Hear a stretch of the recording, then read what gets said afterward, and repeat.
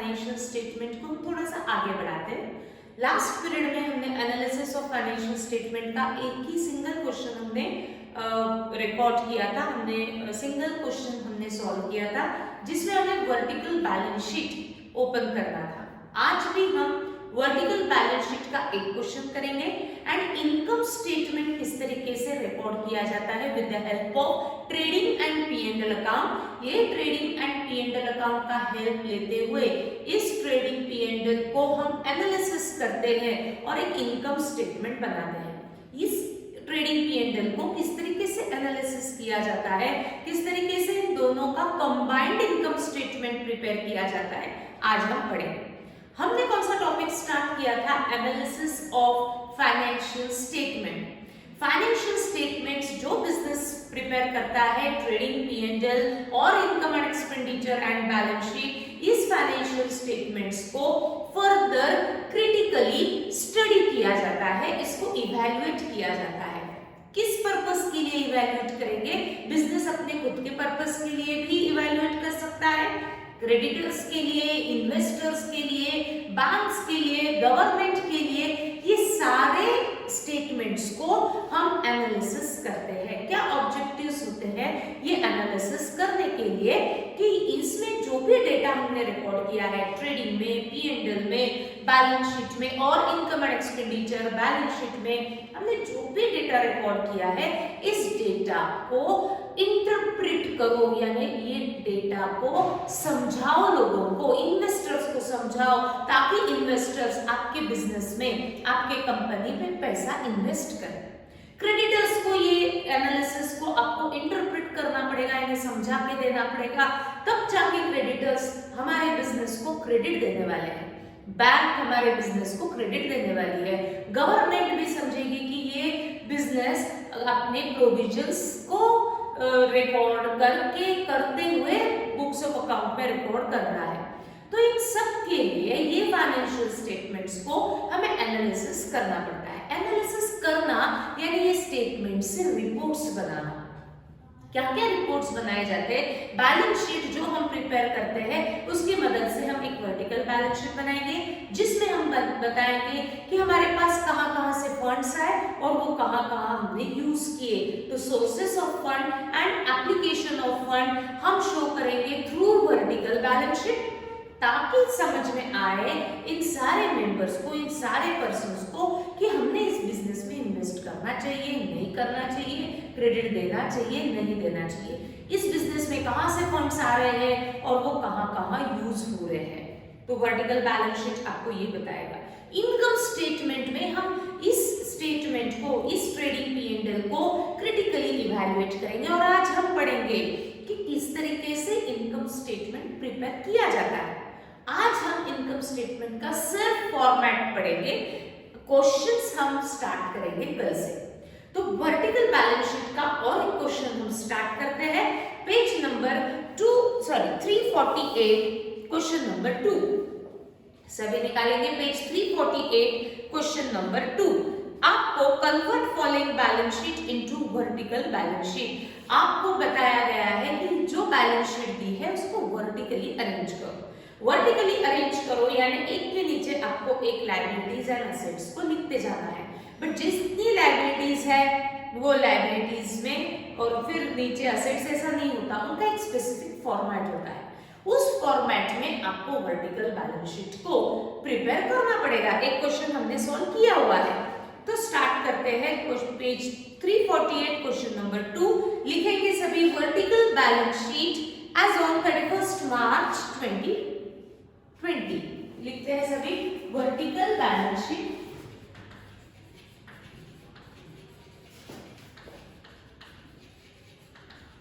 As on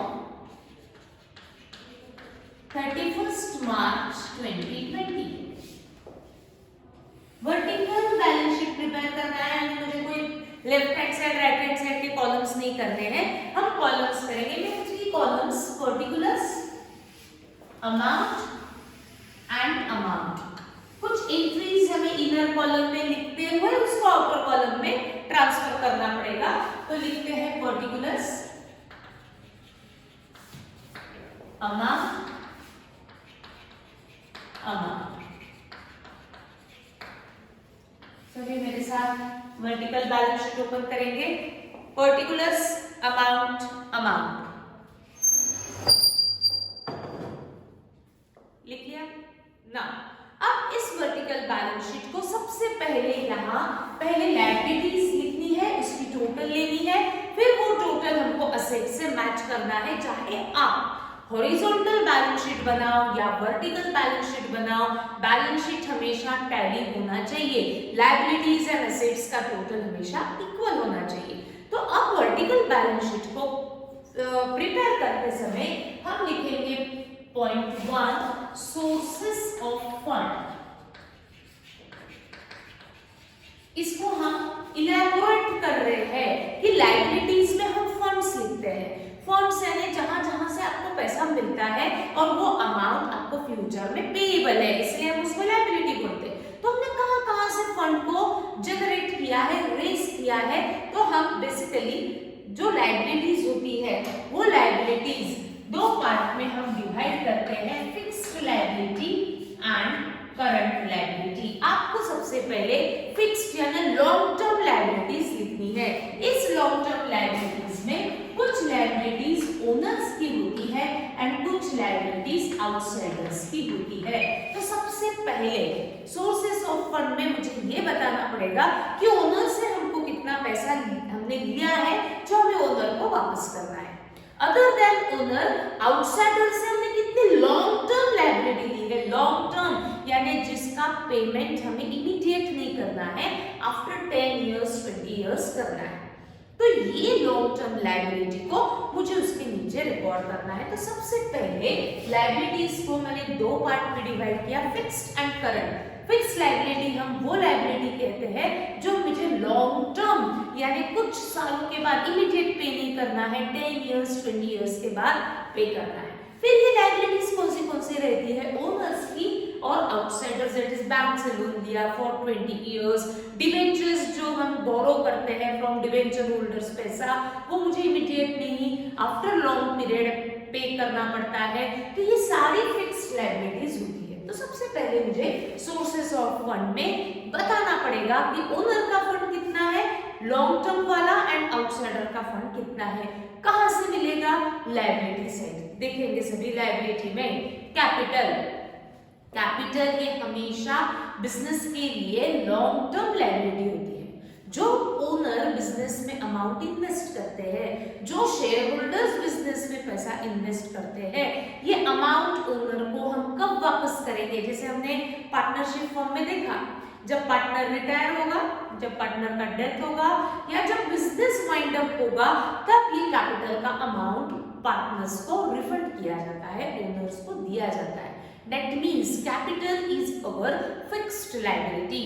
owner को देनी है, तो सोर्सेस ऑफ फंड में हम उसके नीचे लिखेंगे ओनर्स फंड। इसमें मैं पहले बताऊंगी कि ओनर को हमें क्या क्या देना है। ओनर से रिलेटेड रहता है हमेशा पहला account, that is capital.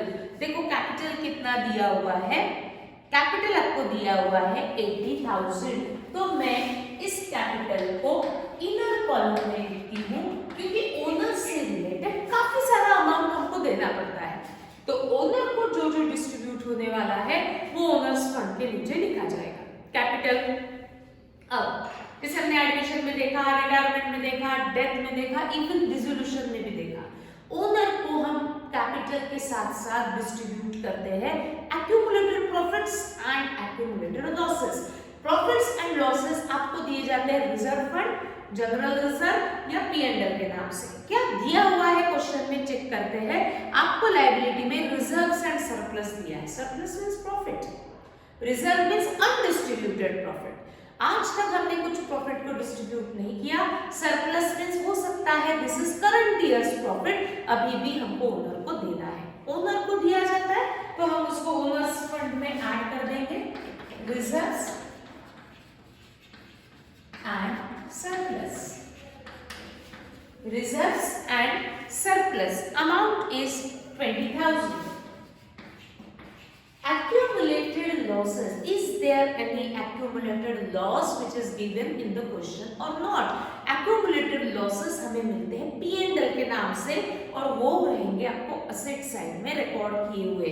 Check कर लेते हैं क्या असेट में कहीं P&L दिया हुआ है क्या, नहीं दिया है। नेक्स्ट लायबिलिटी आपको दी है 12% loan and then current liabilities. मुझे यहाँ सोर्सेस ऑफ फंड में सबसे पहले रिकॉर्ड करनी है fixed liability, but fixed liability को मैंने दो पार्ट में डिवाइड किया, ओनर की और आउटसाइडर की, जिसमें से मैंने ओनर्स लायबिलिटी लिख दी हूँ, तो इसकी टोटल हम आउटर कॉलम में ट्रांसफर कर देंगे 1 लाख, सभी करेंगे टोटल 1 लाख आउटर कॉलम। ठीक ना, सेकंड पॉइंट मुझे लिखना है इसमें सोर्सेस ऑफ फंड में borrowed fund other than owner.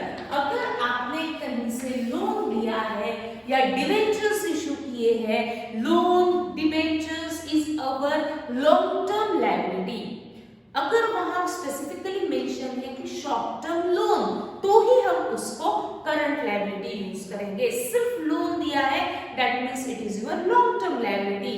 Bank से जो भी मैंने लोन लिया that is for 20 years 10 years के लिए होता है, ठीक, तो वो लोन कैसे दिया है, शॉर्ट टर्म दिया है या सिर्फ लोन दिया है, ये क्वेश्चन में पढ़ना पड़ता है and then we take the decision whether it is our fixed liability और whether it is our current liability. अगर मैं लायबिलिटी में देखती हूँ तो आपको दिया है 12% लोन, सिर्फ लोन है, शॉर्ट टर्म मेंशन नहीं है, that means it is a long term liability, fixed liability, और इसीलिए मुझे उसको आउटसाइडर्स लायबिलिटी में लिखना पड़ेगा। अदर देन पार्टनर हमने किसी से तो भी लोन लिया, तो बोरोड फंड में हम लिखेंगे 12% लोन। एक ही दिया है, करंट लायबिलिटी को हम अलग से रिकॉर्ड करते हैं, तो 12% लोन एक ही है, सिंगल है, इसलिए हमने इसको डायरेक्टली आउटर कॉलम में रिकॉर्ड किया। Now take the total of sources of fund में हमने अभी owners fund and borrowed fund दोनों फिक्स लायबिलिटी को रिकॉर्ड किया, इसको हम टोटल ले लेते हैं, दैट इज 1,24,000, ये हमारा रहेगा total fund available.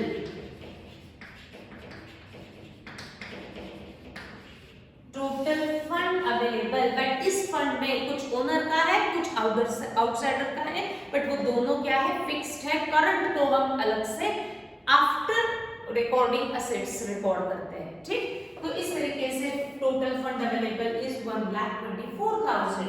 Now second is application of fund.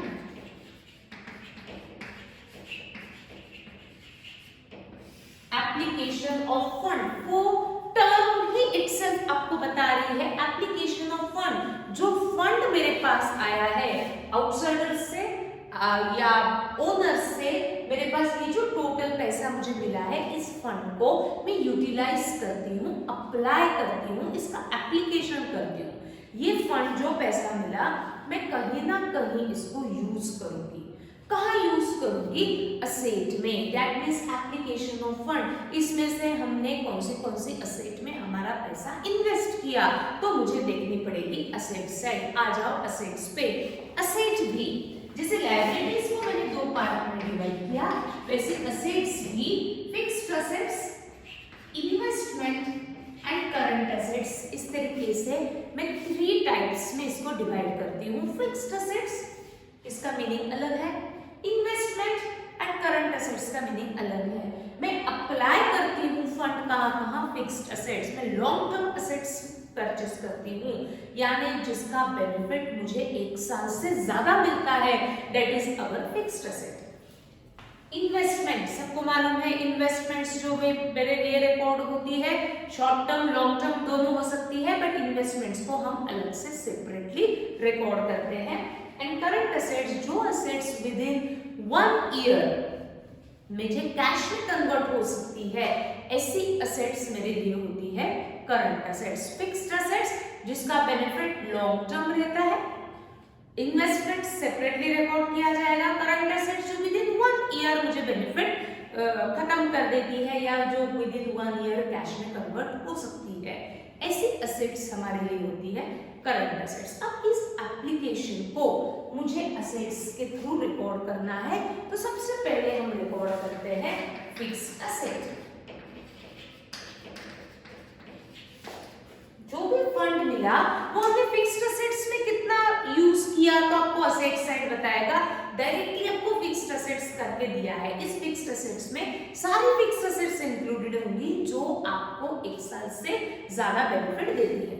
कौन सी असेट होती है fixed assets? Land and building. आज खरीदा है, बेनिफिट लॉन्ग टर्म मिलने वाला है, तुरंत हम उसको कैश में कन्वर्ट नहीं करते हैं। Machinery, it is a long term asset. Then furniture, building, computer, ये सारी असेट्स हमारे लिए होती है फिक्स्ड असेट्स। दिया हुआ है 75,000, तो हम डायरेक्टली आउटर कॉलम में लिख सकते हैं क्योंकि फिक्स्ड असेट्स को उन्होंने कंबाइन करके दिया हुआ है। देन इन्वेस्टमेंट स्पेसिफिकली दिया हुआ है, तो सेकंड पॉइंट हमारा रहेगा investment in application of fund. Second point is investment. Single दिया हुआ है तो रिकॉर्ड कर लेते हैं डायरेक्टली 20,000। एंड थर्ड दिया हुआ है current assets, but current assets and current liabilities को हम कुछ अलग तरीके से प्रेजेंट करते हैं। तो आपको पहले यहां रिकॉर्ड करना पड़ेगा वर्किंग कैपिटल।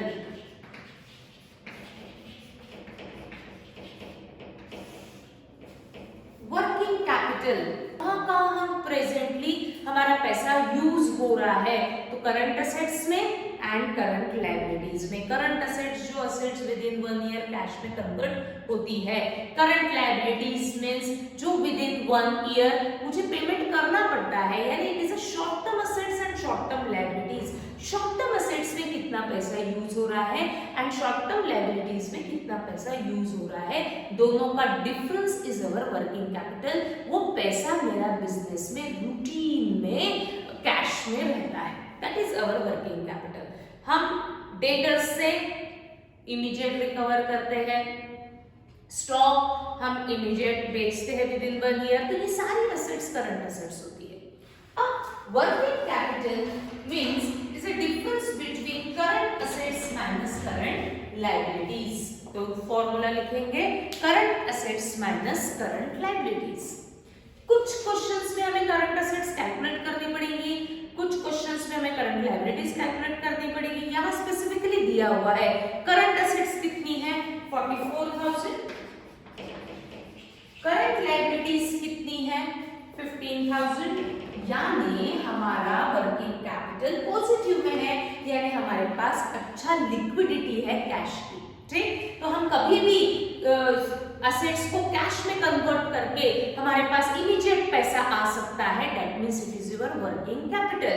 कुछ पैसा हमारा करंट असेट्स में है, कुछ हमें इमीडिएट पेमेंट करना पड़ेगा, तो ऐसी कैश अवेलेबिलिटी कितनी है, लिक्विडिटी पोजीशन हम वर्किंग कैपिटल के थ्रू जान सकते हैं। कैश अवेलेबिलिटी इज 44 माइनस 15, यानी इमीडिएट पैसा जो कैश में कन्वर्ट हो सकता है, ऐसा नेट अमाउंट आपके पास कितना है 29,000, that means it is our working capital। ये immediate हमें पैसा कैश में मिल सकता है ना। अब हमारे पास total application of fund,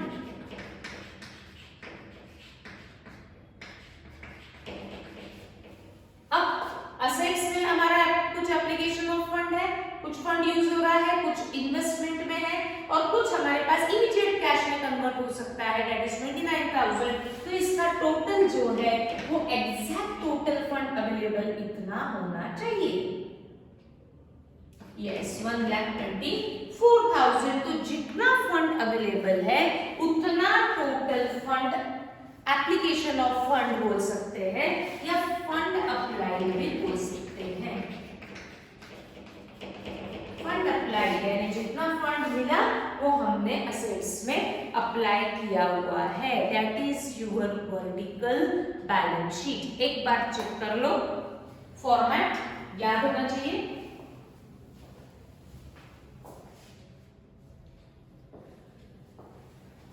balance sheet को हम वर्टिकली प्रेजेंट करते हैं, पहले लायबिलिटी फिर उसके बाद असेट्स। लायबिलिटीज को किस तरीके से रिकॉर्ड करेंगे सोर्सेस ऑफ फंड। यहाँ आपने रिकॉर्ड किया है कहाँ से आपको पैसा मिला है, ओनर से, आउटसाइडर से। Owner that means long term liability and borrowed capital fund में भी आपको लॉन्ग टर्म लायबिलिटी लिखनी है, that is fixed liability. Owner से जितनी भी एंट्रीज ओनर से रिलेटेड रहेगी वो आपको ऐड करते जानी है। जितनी भी लॉन्ग टर्म लायबिलिटी रहेगी, जो आपको लोन लिया हुआ 20 इयर्स के बाद अगर पे करना है, तो वो हम बोरोड फंड में लिखेंगे, तो that is your total fund available. इसमें करंट लायबिलिटीज हम रिकॉर्ड नहीं करते, क्योंकि करंट लायबिलिटीज का लिए हमें वर्किंग कैपिटल के थ्रू उसको शो करना पड़ता है। तो टोटल फंड अवेलेबल, ये मेरे पास ओनर से बाहर से मिला हुआ फंड है, इसको हम अप्लाई करते हैं, दैट इज एप्लीकेशन। कहाँ अप्लाई होगा, fixed assets, investments and working capital. तो फिक्स्ड असेट्स आपको दिए जाएंगे, इन्वेस्टमेंट्स आपको दी जाएंगी, वर्किंग कैपिटल आपको कैलकुलेट करना पड़ेगा। कैसे कैलकुलेट करेंगे वर्किंग कैपिटल, जो assets with in 1 year cash में कन्वर्ट होती है एंड जो लायबिलिटीज विद इन ईयर आपको पे करनी पड़ती है, इन दोनों का difference is working capital. Present में हमारा वर्किंग में कितना कैपिटल है या हम कितना अमाउंट इमीडिएट कैश में कन्वर्ट कर सकते हैं, ये वर्किंग कैपिटल आपको बताएगा कि लिक्विडिटी पोजीशन कैसी है। तो वर्किंग कैपिटल हमने कैलकुलेट किया, current assets minus current liabilities, तो मेरा आया टोटल फंड अप्लाइड। जितना फंड अवेलेबल है उतना फंड अप्लाइड होना चाहिए, जितनी लायबिलिटीज होती है उतनी असेट्स होनी चाहिए। ये था हमारा वर्किंग बैलेंस शीट, हमको इस तरीके से प्रिपेयर करनी पड़ेगी। ठीक, तो अब हम आगे बढ़ते हैं for income statement. Vertical balance sheet हमने रिकॉर्ड कर ली, ये प्रेजेंटेशन किस तरीके से होता है हमने रिकॉर्ड किया। अब फाइनेंशियल स्टेटमेंट्स में बैलेंस शीट के अलावा हम और 2 अकाउंट्स ओपन करते हैं, ट्रेडिंग एंड P&L। तो इस ट्रेडिंग एंड P&L का एब्स्ट्रैक्ट हमें इनकम स्टेटमेंट में रिकॉर्ड करना पड़ता है। किस तरीके से ट्रेडिंग P&L को एनालिसिस करना है, किस तरीके से ट्रेडिंग P&L को इंटरप्रेट करना है, आज हम सिर्फ फॉर्मेट देखने वाले हैं। क्वेश्चंस हम कल से स्टार्ट करेंगे। तो फॉर्मेट आपका याद होना चाहिए, किस तरीके से बनता है income statement with the help of trading and P&L account. तो सबसे पहले जानते हैं इनकम स्टेटमेंट हम किस तरीके से प्रिपेयर करेंगे। ध्यान सबका चाहिए, एक ही बार में मुझे जैसे एक्सप्लेन करूंगी आपका वो स्टेटमेंट लर्न होना चाहिए। डन, तो लिखते हैं ऊपर, आप अब लिखना income statement. Income that means profit and loss calculate किया जाता है with the help of trading and P&L। यानी इस स्टेटमेंट में बेसिकली हमें क्या करना है, ट्रेडिंग अकाउंट से एंट्रीज को उठाना है, प्रेजेंट करना है वर्टिकली, P&L की एंट्रीज को उठाना है और वर्टिकली प्रेजेंट करना है। जैसे बैलेंस शीट में हमने कुछ हेडिंग्स दिए थे, सोर्सेस ऑफ फंड, फिर एप्लीकेशन ऑफ फंड, इस तरीके से कुछ ना कुछ अलग टर्म्स हमको यूज करनी पड़ेगी।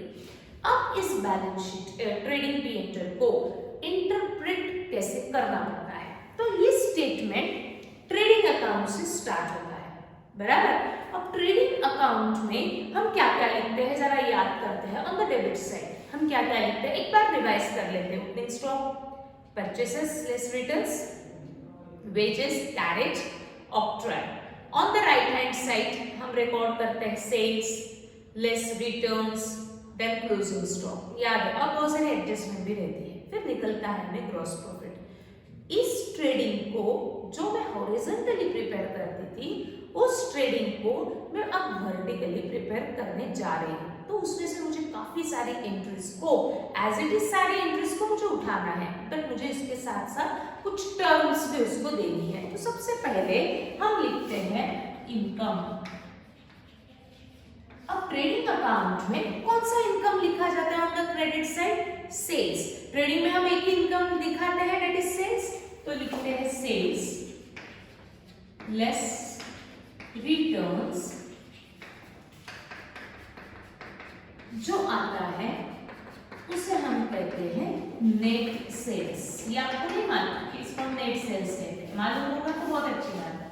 सेल्स लेस रिटर्न्स, इस टर्म को, इस बैलेंस को हम नाम देते हैं नेट सेल्स।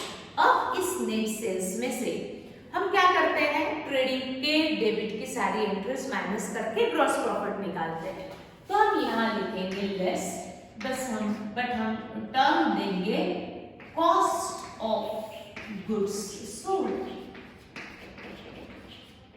जो ट्रेडिंग के डेबिट में हम लिखते हैं that is cost of goods sold. जो गुड्स बेचे जा रहे हैं उसकी कॉस्ट मींस उसका एक्सपेंस। जो गुड्स आपने बेचे उसको एक्चुअली आपने परचेस कितने में किया था, परचेस करते समय उसके ऊपर क्या क्या एक्सपेंसेस हुए थे, वो हम ट्रेडिंग के डेबिट में लिखते हैं। बट जब मैं इसको इंटरप्रेट करती हूँ तो मुझे कैसे इंटरप्रेट करना पड़ेगा? ट्रेडिंग से मुझे इनकम लेना है, सेल्स एक ही इनकम होता है, तो मैंने सेल्स लेस रिटर्न्स किया, नेट सेल्स मुझे माइनस करना पड़ता है कॉस्ट ऑफ गुड्स सोल्ड। अब ये कॉस्ट ऑफ गुड्स सोल्ड किस तरीके से कैलकुलेट होता है? With the help of trading account. Cost means expense. Trading में हम कौन से एक्सपेंसेस लिखते हैं? Opening stock plus purchases, less returns भी लिख सकते हैं, that is net purchase, add direct expenses। Trading account में जितने भी एक्सपेंसेस हम रिकॉर्ड करते हैं वो सारे एक्सपेंसेस हमारे लिए डायरेक्ट एक्सपेंस होते हैं। जो एक्सपेंसेस डायरेक्टली गुड्स पे होता है that is direct expense. Carriage है, ऑक्ट्रा है, वेजेस है, these are all direct expenses. तो जितने भी ट्रेडिंग अकाउंट के डेबिट में आपको एक्सपेंसेस दिए जाते हैं दैट इज डायरेक्ट एक्सपेंसेस। अब इसमें हम लेस करेंगे क्लोजिंग स्टॉक। देखो राइट हैंड साइड में हम क्लोजिंग स्टॉक लिखते हैं that is on the credit side. तो ट्रेडिंग की हर एक एंट्री मेरी इनकम स्टेटमेंट में रिकॉर्ड होती है। नेट सेल्स से मैंने स्टार्ट किया, ये ट्रेडिंग अकाउंट में जाता है, लेस उसमें से मुझे करना है cost of goods sold. What is cost of goods sold? जो गुड्स हमने बेचे वो बेचने की कॉस्ट, यानी उस गुड्स पे क्या क्या एक्सपेंस हुआ, जो मेरे पास लास्ट ईयर का स्टॉक था वो मुझे करंट ईयर में यूज करना पड़ेगा। यानी लास्ट ईयर के परचेस में से बचा हुआ stock, it is our expense, हम ट्रेडिंग में लिखते हैं। करंट ईयर में हमने कुछ और परचेसेस किए होंगे तो मेरे लिए वो एक्सपेंस था, हम ट्रेडिंग अकाउंट के डेबिट में लिखते हैं। प्लस इसके ऊपर जो भी एक्सपेंसेस हमने रिकॉर्ड किए हैं ट्रेडिंग में, कौन से एक्सपेंस हम रिकॉर्ड करते हैं? वेजेस, कैरेज, ऑक्ट्रॉय, ये बहुत सारे एक्सपेंसेस होते हैं। उन सारे एक्सपेंसेस को मैंने सेपरेटली ना लिखते हुए एक ही टर्म दे दिया डायरेक्ट एक्सपेंसेस, और जो स्टॉक मुझे यूज नहीं करना है इस साल वो मुझे कॉस्ट में से हटाना पड़ेगा। तो मैंने लेस किया closing stock. Opening purchase direct expense closing stock करके आपको जो वैल्यू मिलती है that is your net cost of goods sold. That is your cost of goods sold. अब मैंने कॉस्ट ऑफ गुड्स सोल्ड जान ली कितनी है, क्या कैसे जानी? Opening stock, purchases, direct expense, closing stock को लेस करते हुए मुझे मिला net cost of goods sold, और फिर मैं निकालूंगी ग्रॉस प्रॉफिट। जनरली हम ग्रॉस प्रॉफिट कैसे निकालते हैं? Credit minus debit. यहां मुझे वर्टिकली अरेंज करना है, तो net sales minus COGS that is cost of goods sold. ये नेट सेल्स और ये कॉस्ट ऑफ गुड्स सोल्ड का difference is your gross profit. Net sales minus cost of goods sold is our gross profit. Trading से हमने calculate किया gross profit. Horizontally हम अभी तक पढ़ चुके थे, एक्सपेंसेस सारे डेबिट में, इनकम सारे क्रेडिट में। वर्टिकली हमको कैसे लिखना है? इनकम से स्टार्ट करना है। ट्रेडिंग अकाउंट में सिर्फ एक ही इनकम होता है दैट इज सेल्स, तो हमने स्टार्ट किया सेल्स से, less returns that is net sales. अब इस नेट सेल्स में से हम डेबिट को माइनस करते थे और ग्रॉस प्रॉफिट निकालते थे। वैसे ही करना है, लेस किया मैंने कॉस्ट ऑफ गुड्स सोल्ड। जो एक्सपेंसेस हमने ट्रेडिंग के डेबिट में लिखे हैं वो मुझे माइनस करने पड़ेंगे। Opening stock, purchases, all direct expenses which includes, आपको मालूम है, carriage, wages, ऑक्ट्रा, like this. And मैंने क्लोजिंग स्टॉक को यूज करना नहीं है इस एक्सपेंस में, इसलिए कर दिया माइनस, क्योंकि वो क्रेडिट में लिखा जाता है। तो मुझे मिला net cost of goods sold and gross profit says difference between sales and cost of goods sold is our gross profit. ठीक, और ये ग्रॉस प्रॉफिट है। अब हम ये ग्रॉस प्रॉफिट को P&L के क्रेडिट में लेकर के जाते हैं, ठीक, और उसके डेबिट के एक्सपेंसेस में से माइनस करते हुए निकलता है मेरा नेट प्रॉफिट और नेट लॉस। बट इस ग्रॉस प्रॉफिट में से मैं हॉरिजॉन्टली तो नहीं बना रही हूँ, मैं वर्टिकली बना रही हूँ, तो ग्रॉस प्रॉफिट में से मुझे लेस करने पड़ते हैं P&L के डेबिट के एक्सपेंसेस। बट P&L के डेबिट में हम एक्सपेंसेस लिखते हैं, जो एक्सपेंसेस हम लिखते हैं उस एक्सपेंसेस को हम कहते हैं ऑपरेटिंग एक्सपेंसेस और non operating expenses. What is operating expense and what is non operating expense, ध्यान सबका चाहिए। ऑपरेटिंग बिजनेस को चलाने के लिए जो जरूरी खर्चे होते हैं, एक बार वापस, बिजनेस को चलाने के लिए जो जरूरी खर्चे होते हैं, that is your operating expenses. Non operating expense means business को चलाने के लिए जो जरूरी नहीं है, दैट इज नॉन ऑपरेटिंग। अब कौन से एक्सपेंसेस जरूरी होते हैं और कौन से एक्सपेंसेस नॉन ऑपरेटिंग होते हैं, ना जरूरी नहीं होते। ऑपरेटिंग, एम्प्लॉइज को सैलरी देना ही है, डेप्रिसिएशन चार्ज करना ही है, गुड्स सेल करते समय मुझे कैरेज पे करना ही है, लोन लिया है तो मुझे इंटरेस्ट देना ही है। तो जो ऑपरेटिंग एक्सपेंसेस है यानी बिजनेस को चलाने के लिए वो जो जरूरी होते हैं, दैट इज एडमिनिस्ट्रेशन, सैलरी पे करना, इलेक्ट्रिसिटी बिल पे करना, मेंटेनेंस पे करना, दैट इज ऑपरेटिंग। सैलरी मत दो एम्प्लॉय को, वो काम करेंगे क्या आपके बिजनेस में? नहीं, that means salary is business operating expense. Depreciation charge करना ही है, क्यों? क्योंकि विदाउट चार्जिंग डेप्रिसिएशन आपको प्रॉफिट करेक्ट आता ही नहीं, that means depreciation is a operating expense. Loan अगर मैंने बिजनेस से लिया है तो यू हैव टू पे इंटरेस्ट ऑन दैट, आपको इंटरेस्ट पे करना ही है, मत दो मेरा इंटरेस्ट, आपको लोन कैंसिल हो जाएगा, आपका ऊपर और केस चलेगा, that means it is our operating expense जो बिजनेस को चलाने के लिए जरूरी होते हैं। तो मैं इसको डिवाइड करती हूँ ऑपरेटिंग में administration expense, selling expense, goods बेचते हैं तो उसके ऊपर जो जो खर्चा आएगा वो आपको करना ही है, एंड फाइनेंसिंग एक्सपेंस, फाइनेंसिंग यानी लोन दिया तो इंटरेस्ट दो, डिविडेंड, शेयर होल्डर्स कंपनी है तो उनको डिविडेंड देना है, that means it is all financial expenses. तो ऑपरेटिंग एक्सपेंसेस में हम डिवाइड करेंगे एडमिनिस्ट्रेशन एक्सपेंस, सेलिंग एक्सपेंस। तो सबसे पहले हम ऑपरेटिंग एक्सपेंसेस माइनस करेंगे, जिसमें से हम अब क्लासिफाई करने की कोशिश करेंगे which is our administration expense, which is our selling expense and which is our financial expense. हमको पढ़ना ही है administration expense, selling expense and financial expense. ऐसे एक्सपेंसेस को हम ऑपरेटिंग एक्सपेंसेस कहेंगे। उसके बाद ये एक्सपेंसेस को आपको लेस कर देना है, फिर आप लेस करेंगे नॉन ऑपरेटिंग एक्सपेंस। P&L का डेबिट ही माइनस हो रहा है, बट डेबिट को किस तरीके से माइनस करेंगे? By showing operating and non operating. Operating expenses यानी जो बिजनेस को चलाने के लिए जरूरी खर्चे होते हैं, that is operating expense. Non operating expense जो बिजनेस को चलाने के लिए जरूरी नहीं होते। ऐसे कौन से एक्सपेंस होते हैं?